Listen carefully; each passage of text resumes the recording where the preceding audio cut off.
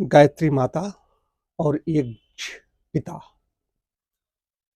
आचार्य श्री राम शर्मा को उनके पिताजी जब काशी हिंदू विश्वविद्यालय में प्रवेश दिलाने के लिए पढ़ाने के लिए गए तो उन्होंने पंडित मदन मोहन मालवीय, महामना मालवीय जिसे मिलने के लिए गए तो उन्होंने सबसे पहली बात कही। वो संस्मरण में लिखते हैं आचार्य श्री राम शर्मा, उन्होंने बहुत बड़ा गायत्री के लिए, एज के लिए बहुत बड़ा काम किया।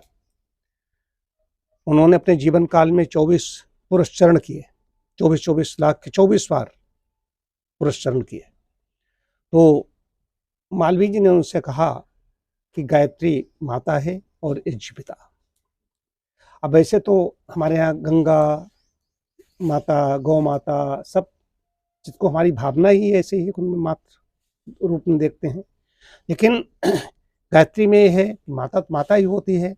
माता तो कहीं कुछ गड़बड़ भी हो जाए तो क्षमा कर देती है, लेकिन नहीं भी दंडित भी करती है। तो माता की बात यहाँ पर जब आती है तो वैसे माता की बात आई जिससे हमारी जन्मदात्री माँ है, जन्मदात्री माँ है, हमें जन्म दिया। जो जन्मते जाए तो शूद्रा। हम जब यज्ञोपवीत हुआ तभी ये मंत्र देता है गुरु, वहाँ पर जब यज्ञोपवीत धारण करते हैं तब हम गायत्री जपने लायक बनते हैं।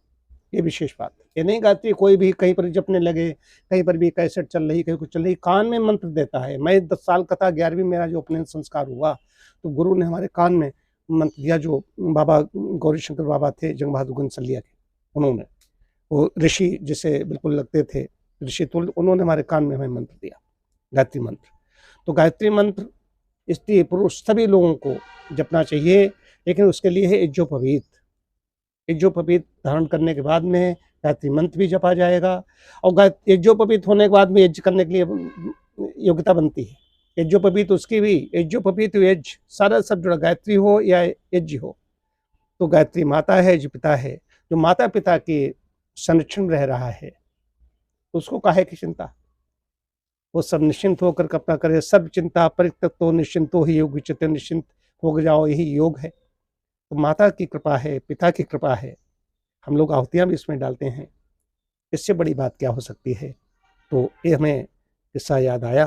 तो गायत्री माता, यज्ञ पिता, माता पिता का संरक्षण, जो हमारी जन्मदात्री माता है या पिता जो हमारे थे जिनका है स्त्री पुरुष के जो उससे बनता है वो पिता हमारे, लेकिन ये वो चले गए, लेकिन गायत्री माता और उनके यज्ञ पिता की शरण में हूँ, बराबर रहूँगा। ये शरीर नष्ट होने तक हम बराबर हमारे बने रहेंगे। इससे बड़ी बात और क्या हो सकती है। ओम शांति शांति शांति।